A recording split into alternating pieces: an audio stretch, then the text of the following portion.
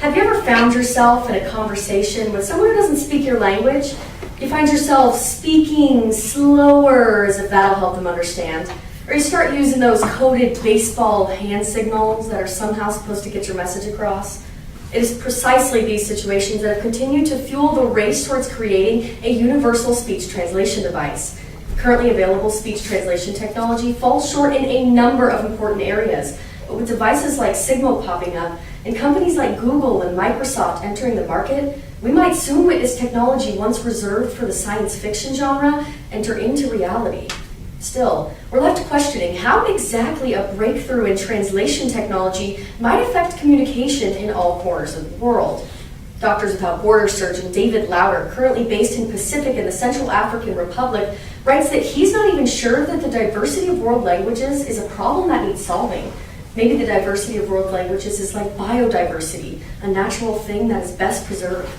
So, in order to better understand speech translation technology and its effect on communication today, we will begin by first understanding why previous attempts at perfecting this device have failed. Second, we will explore the emergence of new technologies before finally considering some implications. So first, what exactly is speech translation? Speech translation is the process by which conversational spoken phrases are instantly translated and spoken aloud in a second language.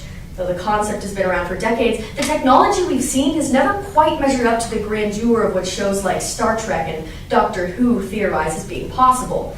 One of the main reasons, as Satoshi Nakamura, an executive researcher for the National Institute of Information and Communications, explains, is because existing translation tools in mobile apps continue to lack in one vital area, the distinction between phrase translation and speech translation.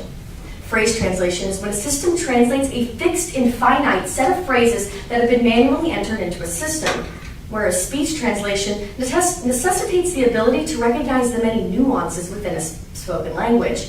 Nakamura adds that this is much more difficult because spoken language contains ungrammatical, colloquial expressions and doesn't include punctuation. According to Spiegel Online International in September of 2013, syntax and ambiguity remain a significant problem for automated translation programs. The translations they produce may be comprehensible, though just barely. It is precisely this ability to distinguish a contextual meaning from individually defined words which emerging technologies aim to achieve in their products. A company known as SpeechGear, the instant translation company, is generally credited with developing the first noteworthy speech translation system in 2005. The problem was their technology was limited to a computer-based interaction, which meant it failed at being accessible, convenient, and compact for people to use. While this technology and ones like it are currently available to consumers, they have yet to gain mainstream popularity or integration into daily life. So, now that we've considered a little bit about the challenges facing universal speech translation, we can consider how a new device called Sigmo plans to absolve every communication problem we've ever had. Okay, maybe not, but it is perhaps one of the most intriguing devices to emerge from 2013. Sigmo is a voice translating device that crushed its $15,000 Indiegogo goal by securing more than $250,000 worth of funding prior to its release. According to Gizmag in November of 2013, Sigmo is a compact square device that uses online translation tools to translate from one language to another and back again in real time. It's designed to be the middleman in the equation. Pairs with your phone via Bluetooth connection, though it won't require you to interact with your smartphone to use it. Simply press a button on Sigmo itself, speak, and listen to the translation it speaks out for you and the person you're trying to communicate with. The compactness and convenience of this device is unparalleled. The first pre-order shipment set sail at the end of 2013. So, Sigmo might not be as sophisticated as the Universal Translator in Star Trek, but with 26 languages that span the globe and only more to come, it's the closest thing out there. Though it may not be for long, as reports of both Google and Microsoft entering the speech translation market emerge. According to the previously mentioned Spiegel Online International article titled Google's Quest to End the Language Barrier, under the leadership of computer scientist from Germany, Franz Josef Ock, the company is making significant progress towards an automated translation tool. Apparently, Ock has long been focused on a single goal, to build the perfect translation machine. A machine that is so inconspicuous and fast that you hardly notice it at all, except as a whisper in your ear. When we can expect to see the device remains unclear, but Opera refers to the company's progress as that of a quantum leap in perfecting real-time speech translation.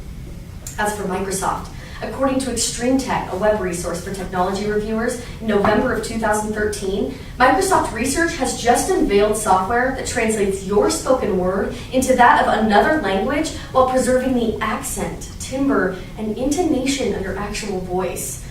This product too remains in the demo phase, but the release of a YouTube video showing the device in action prompted quite a bit of attention from the public. So, now that we've seen a few challenges contrasted against a little progress, we can consider something almost cooler than them both, the positive and negative implications of owning one. So first, the positive. Language barriers are often seen as the biggest challenge to communication. To potentially eliminate those means good news for global business. A May of 2012 CNBC article reported on a survey in which out of 600 executives from across the world, 49% admitted that communication misunderstandings have stood in the way of major international business deals. Speech translation technology is significant in alleviating some of these concerns because it enables speakers of different languages to erase the language divide, making any cross-cultural exchange just a little more equitable. All in hopes of ultimately, let's be honest here, sealing the deal quicker. Now, not only will Sigmo aid you on a business front, but it will aid you on a leisurely level as well. Sigmo is easily transported anywhere one needs to go. It's perfect for those who love to travel, but hate being unable to communicate when they're carelessly jet-setting the globe. Now, for the negative. Language barriers are the biggest challenge of communication, and there just doesn't exist a current translation technology that would actually threaten the need for language instruction courses. If there was, I probably wouldn't have taken 5 years of Spanish and put off going to Spain 3 times. But if Sigmo is that device, or we see companies like Google and Microsoft succeed sooner, some pretty crazy things could happen. Right now, if you want to speak to someone in a different language, the most effective way of doing so is to learn that very language. But what happens when that's no longer the case? Time Magazine's November of 2012 article considers this a downfall of universal speech translation capabilities, when it explains that externalizing so much of what we do mentally with computers is making us shallower cognitively speaking. What happens when we outsource our brains linguistically? Why, if you could clip something onto your Star Trek style, would you bother to actually learn a second language when a computer would save you the effort? The New York Times revisits this idea when they address in a May of 2013 edition that the collective evidence from many studies has always suggested that the bilingual experience improves the brain's executive function. This is a command system that directs our attention processes, responsible for planning, solving problems, switching attention willfully from one thing to another, and holding information in mind. Like this speech, though I don't know that my 5 years of Spanish really constitute that bilingual experience. Still, this research upholds the notion that learning a second language is in fact an exercise in cognitive problem solving. We wonder if we truly want to own a device that might potentially marginalize those skills. So today, we first began by exploring why it's been so difficult to perfect this device in the past. Second, we considered the way a few well-known companies are fighting for a stake in completing one, before finally considering implications, both positive and negative.